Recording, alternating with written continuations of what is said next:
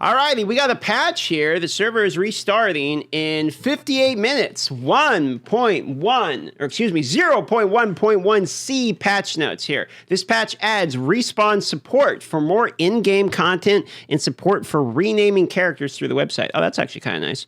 Other improvements and bugs fixes. So let's look at the improvements here. Added up to 5 respawn attempts for the Twisted Domain area based on the area difficulty. So that's like the Breach boss. It's Zesh, basically. If the Breach domain is completed, but you die during Zesh, we who are the one boss fight, you will revive at the entrance to the boss arena. Oh, so you don't have to walk all the way back. That's super nice. If you die before completing the Breach domain, you revive at the start of the domain. Okay, so you can redo that part.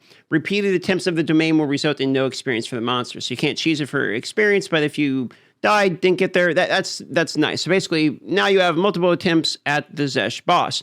Added up to 5 respawn attempts for Olith, the Origin of the Fall boss fight based on the fight difficulty. Okay, so again, we have another boss with more Porthos to attempt it, more respawn attempts.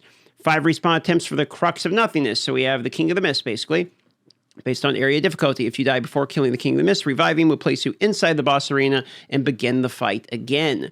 Respawns can only be triggered by the person who put in the expedition logbook, breachstone, or audience with the kings, and everyone in your party will be respawned at the same time. So there's some co-op, nice quality of life there as well.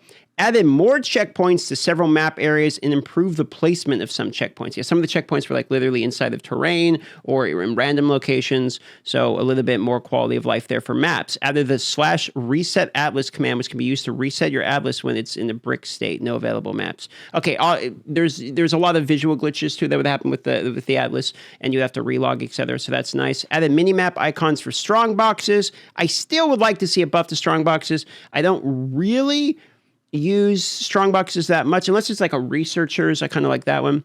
Minimap icons for league mechanics will now remain visible regardless of how far away you travel from them, making it easier to return to them later. Okay, that's nice as well. Just some quality of life things here for the minimap. Hidden inanimate objects such as the ice crystal, tempest spell, okay, or vine arrow plants can no longer cause your trigger skills to generate energy. Ooh, okay, so the whole, Eye of Winter on the bell, reprocking, interesting. Vine arrow plants no longer take damage from hits and therefore no longer cause your on-hit effects and similar stats. So these are actually like basically some nerfs to this. This is actually going to affect my Tempest Spell, cast on shock, basically monk. That's actually going to affect that single target damage there. And Vine Arrow plants, once again, Jungron's getting nerfed. Yep. Minions can now briefly squeeze through the smaller gaps if they've failed to move for a short period. Thank God, the hold the door memes, I'm sure guys would be happy about this. Like, the minions would just get body blocked and, refuse to do anything. And I've been playing minions lately, so this is actually, quite nice change. Channeled skills, which scale their cost with attack and cast speed modifiers, now explicitly describe this. Okay, some more quality of life in terms of understanding what's going on here. Unused stats in the skill and character menu interface are no longer displayed. Stun threshold tooltip now provides more information on stun mechanics. See, this is the exact type of thing that I want to see. People have been asking for some more clarity in terms of some of the mechanics of the game, and I like that they added in tooltips into the game specifically, and there's videos showing the skills and stuff. So more clarity on how things actually work for newer players is very important. Added customizable target behavior settings when using a controller. This can be viewed and selected in the bind skill menu. Oh, some controller quality of life. There you go. Added charms to the controller HUD. Nice. Added a setting to display advanced item information when inspecting items while using the controller. Added dedicated keybinds for confirming choices in various interfaces when using a controller, we have a lot of quality of life for controllers here. Increased font size of text in various locations when using a controller, item navigation when using a controller, targeting behavior for range attacks when using a controller. That's a big one because a lot of times you're just kind of struggling in terms of range attack and controller. I found that one myself when playing on the PS5. Improved targeting behavior for offering skills on the controller. Made further changes to reduce the aggressive targeting of Tempest Bell when using a controller.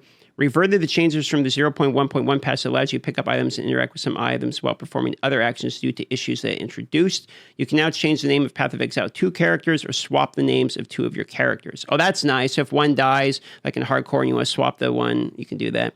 You can access this through the My Accounts page. Enable the following existing cosmetic transactions for Path of Exile 2. Okay, so we have some more PoE 1 cosmetics that are now going into PoE 2. We will try these immediately on the stream because these are actually, I own, I believe, all of these. Like the pedometer is pretty nice because it'll show you how far you've walked.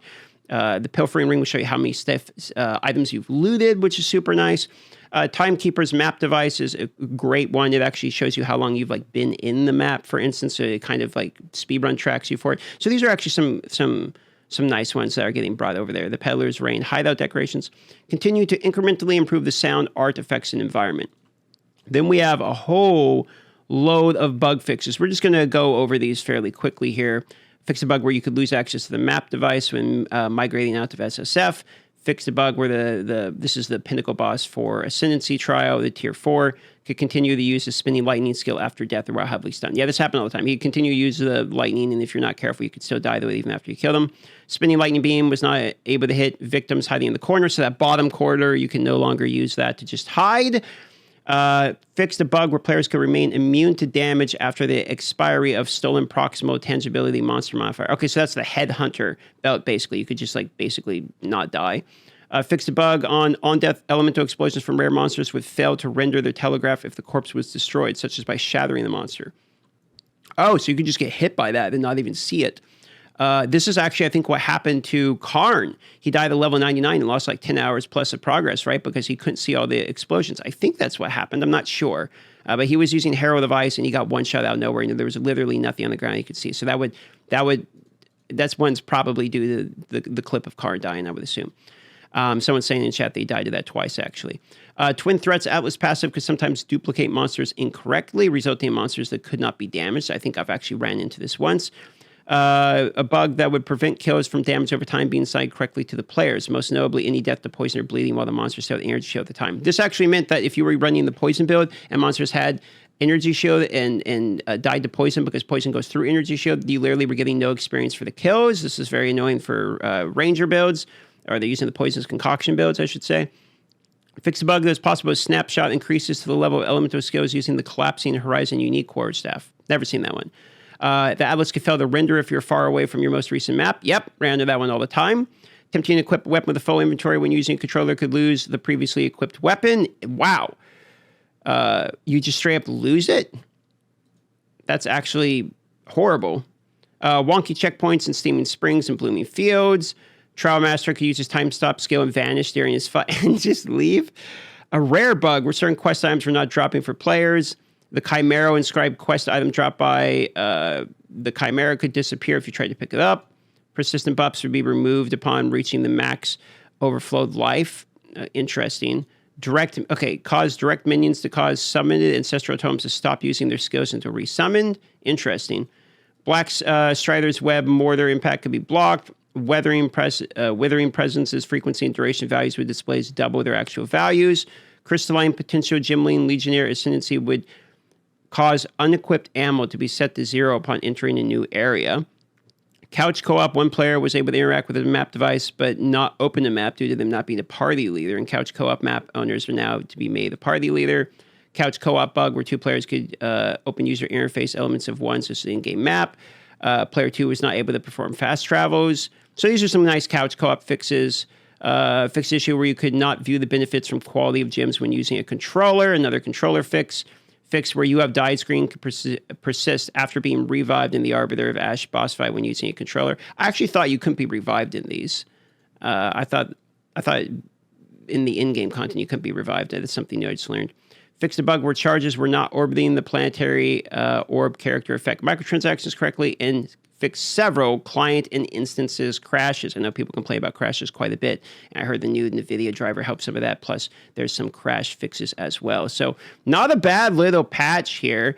Respawns to some of the new bosses, a lot of quality of lives, mini-maps quality of lives, a nerf admittedly to Tempest Veil, Vine Arrow, like reprocking your meta gems there. A lot of controller and quality of life fixes there, and some new microtransactions being transferred from PoE 1 to PoE 2. I'll check those out. And improved sound, artifacts, and environment. I wonder what that means. We'll have to wait and see. It looks like this patch is going to hit in 48 minutes. 48 minutes.